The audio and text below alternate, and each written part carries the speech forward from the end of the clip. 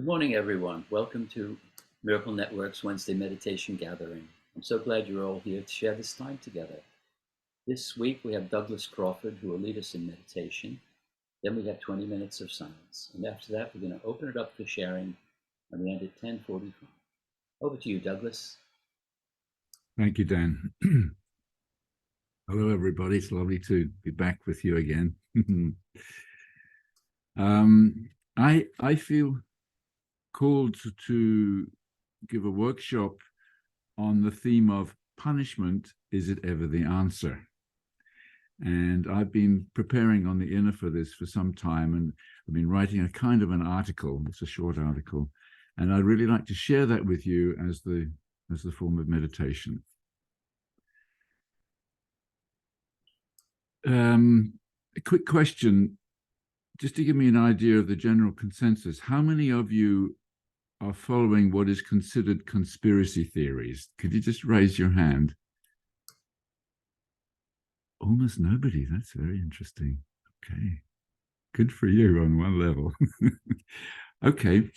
But it doesn't matter whether any of these theories are true. And of course, you must use your discernment on this, but the principles are the same. And I'm using what I'm hearing as an example for this theme.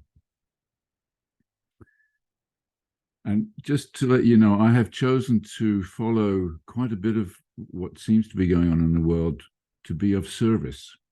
And I'll kind of explain that as we go through. How many of you know a lady called Tina Spalding, a channeler? Just raise your hand. One or two of you. Okay. She's channeling Jesus, and Jesus tells us through Tina that A Course in Miracles came through specifically for this time now.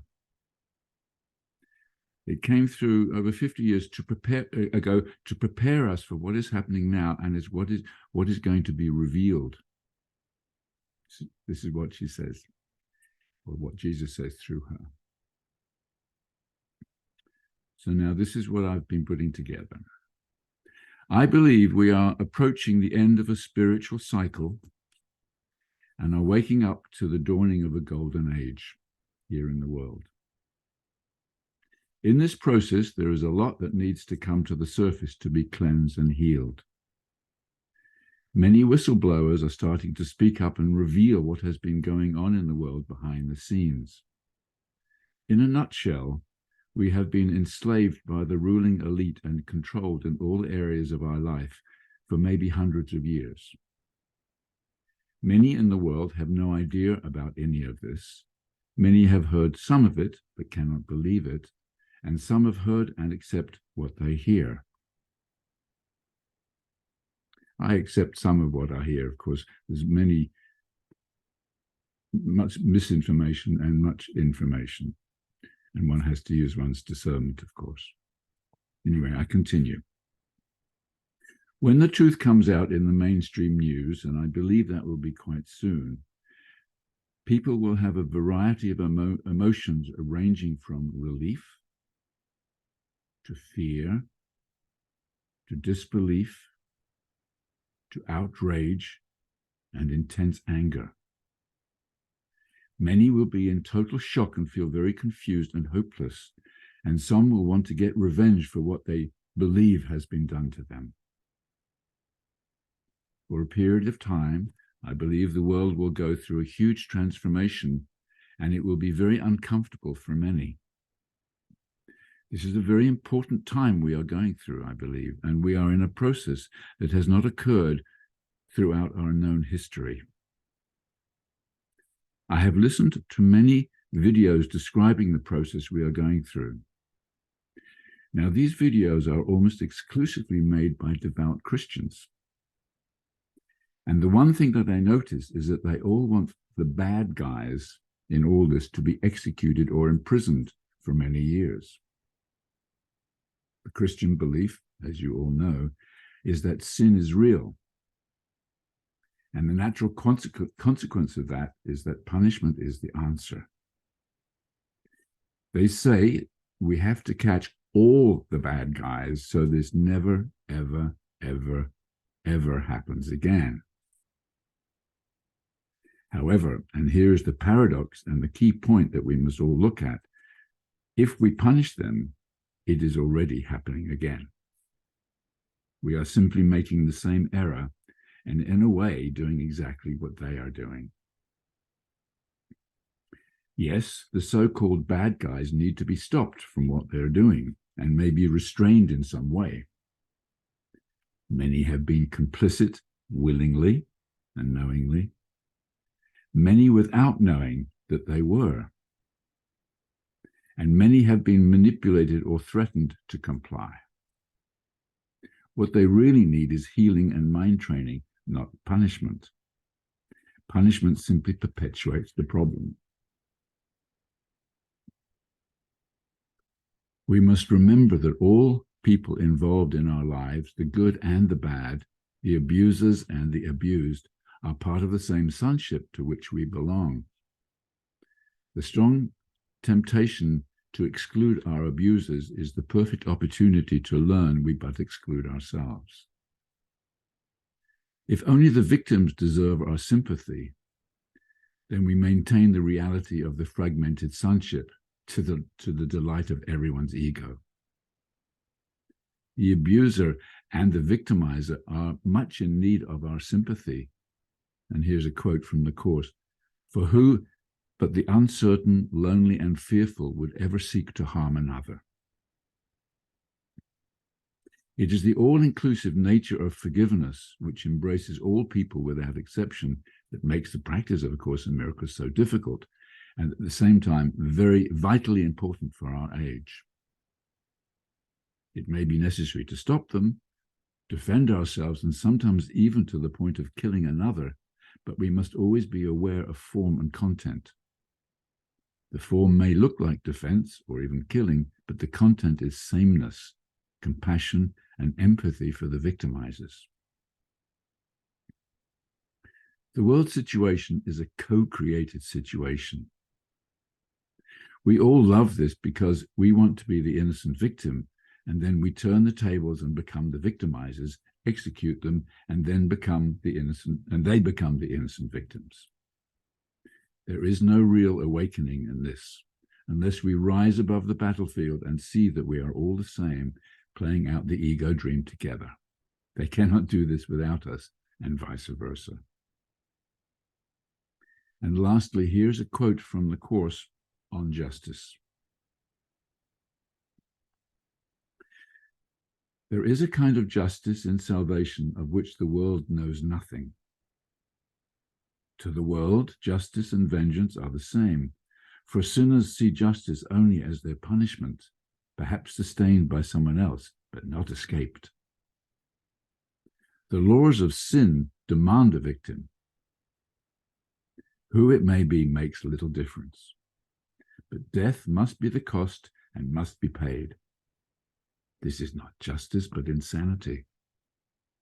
Yet how could justice be defined without insanity, where love means hate, and death is seen as victory and triumph over eternity and timelessness and life? You who know not of justice still can ask and learn the answer. Justice looks on all in the same way. It is not just that one should lack for what another has, for that is vengeance in whatever form it takes. True justice demands no sacrifice, for any sacrifice is made that sin may be preserved and kept. It is a payment offered for the cost of sin, but not the total cost. The rest is taken from another to be laid beside your little payment, to atone for all that you would keep and not give up. So is the victim seen as partly you, with someone else by far the greater part. And in the total cost, the greater his, the less is yours. And justice, being blind, is satisfied by being paid. It matters not by whom. That's from text chapter 29. The end.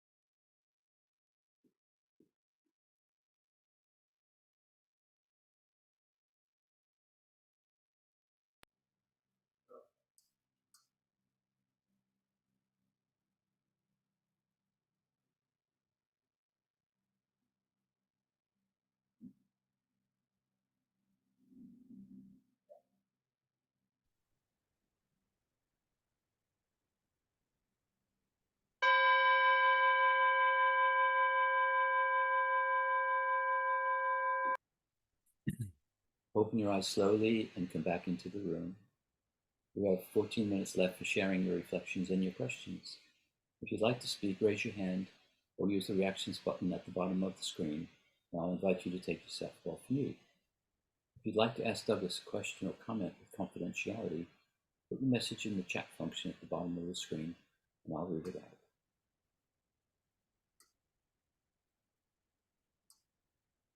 Who'd like to share? Norman. Yes, thank you very much. I'm not sure if that was a rhetorical question or not, but the guidance I got was certainly it may well be the dawning of a new golden age, but that will come through miracle workers. That is, people who study the Course in Miracles. It won't come by revealing some sort of crazy notions that there's something going on and this is deliberate to keep one side down, the other side up all. I can't see that at all. But the crux of it is the only way to change this world is to change ourselves. Some people say it'll take a miracle to change the world, but the Course in Miracle tells us that we miracle workers can change it, and it'll only take one, and the job's done. But at the same time, we all have to work away at studying the Course and realizing that God's love is in everybody, and we have to change ourselves personally before we have any hope of changing the world. We have to see nothing but total love in ourselves, and we do that by saying total pure love in everybody else. And if we can't see that pure love by forgiveness, by acceptance, there's no grievances or anything, that's all in us. But if we can't see it in others, we have no chance of seeing it in ourselves. So the miracle workers have to work away at themselves until we all realize, the whole world realizes that we're all innocent.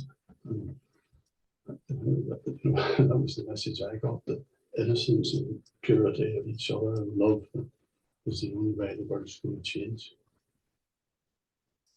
Beautifully said, Norman. Thank you very much. Who'd like to share?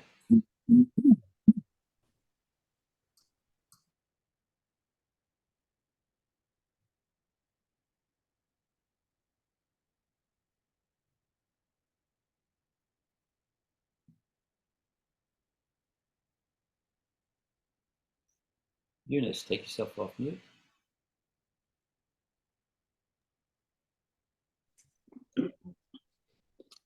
Thank you, Norman. That was beautiful.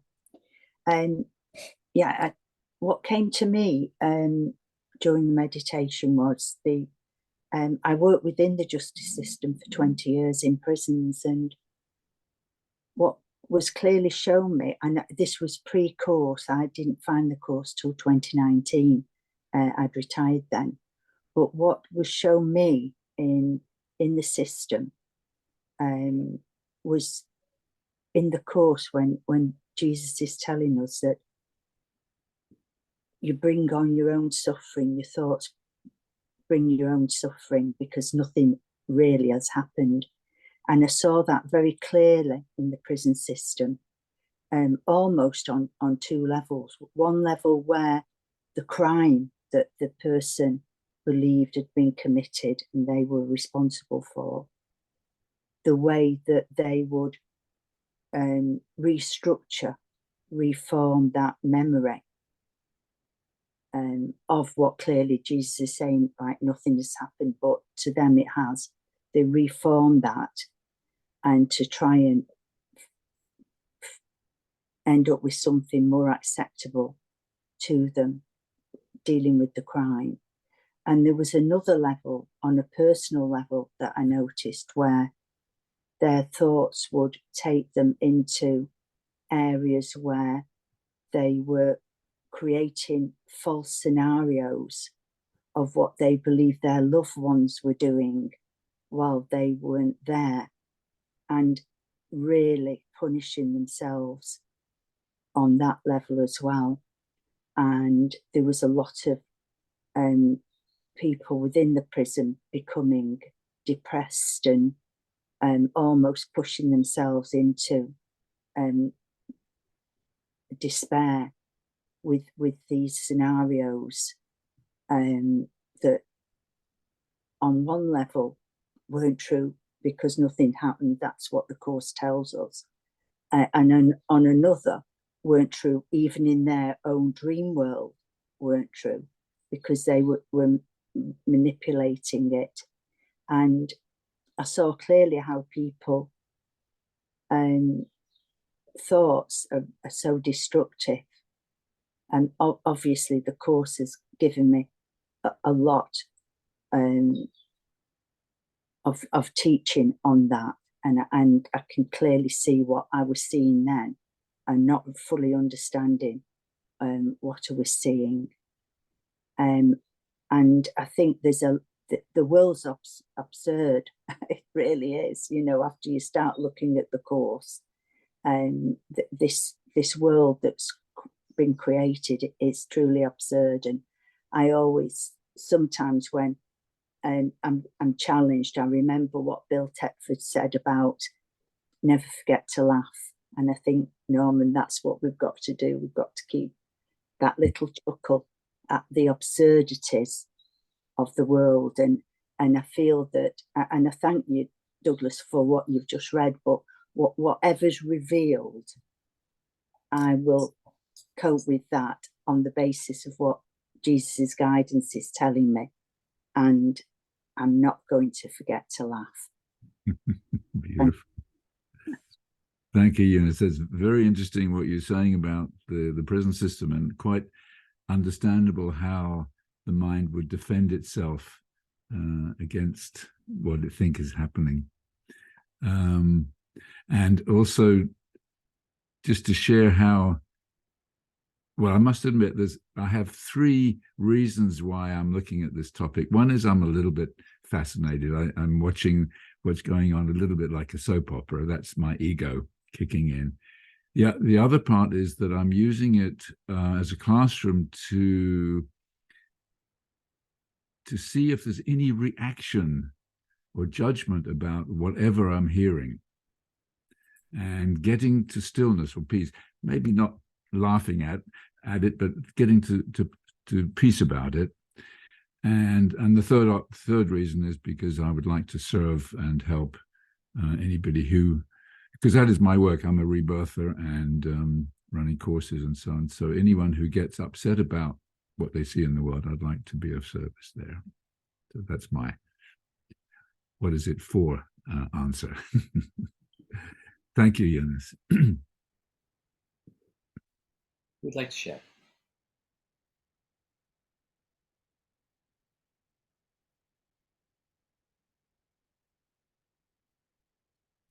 Take yourself off mute.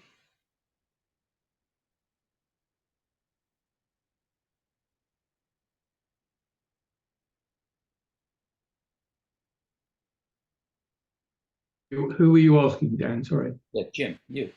Oh, sorry, I didn't hear the name. It didn't come through. Thank you.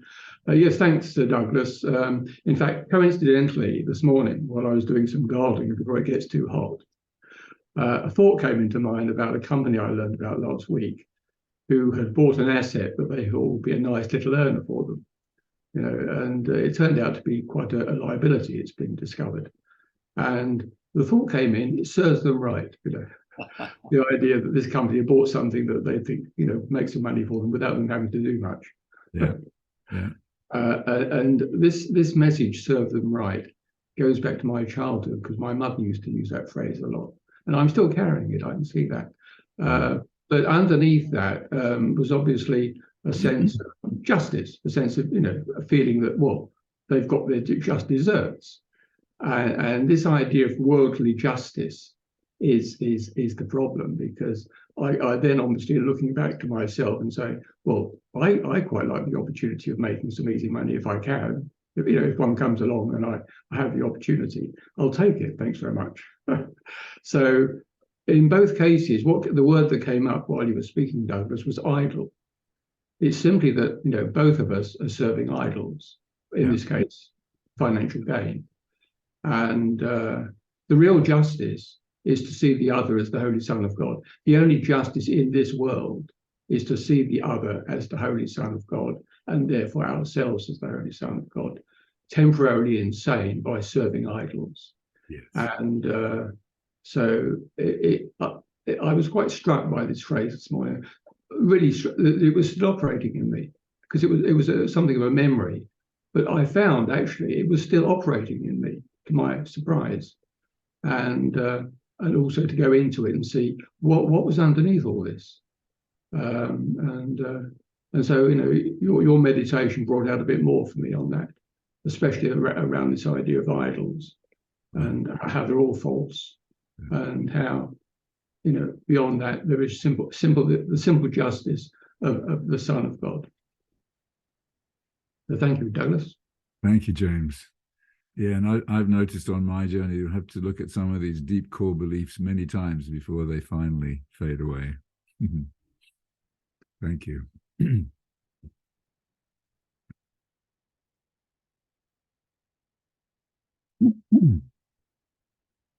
Teresa, take yourself off mute. Thank you, Douglas. That took me into a meditation of discomfort. Oh, good. It worked. It worked. And as I calmed myself, you know, because anything, news, anything really, I see it all as, for myself, this isn't for everyone, as food for my fear. And so food for ego. And so when I quietened, I got into the idea of, in my defenselessness, my safety lies. So that really softened me. And I could get into the quiet place. And then I opened up. I've been listening to Keith Kavanagh lately, and he's talking about welcoming whatever. So see it as opening up. So I started to open up to the fear that was within me and bring the light with me, Holy Spirit. And, you know, I just, it helped me to realize that what's going on isn't real, is complete insanity.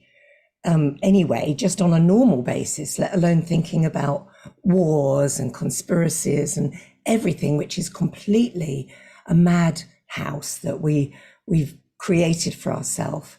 And the only way for me would be to, and I do go there often, I do often think, well, what would I do if I was faced with, you know, something right in front of my face that I had to deal with? And, you know, that takes more working on for me.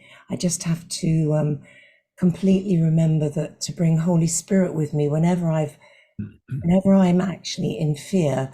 That's my gift, to look and let the darkness fall away. So thank you.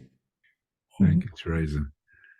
Yeah, it's yeah, whatever's happening out there is a classroom for radical acceptance, no matter what it is. Brilliant, Teresa. Thank you. Okay, we've come to the end of our time together. Take yourself off mute, show your appreciation to Douglas. Thank you, Douglas. That was wonderful. Thank you, Douglas. Thank you so much. Thank you, Lovely Douglas. Thank to be with you as always. Bye. Thank you very much. Great day.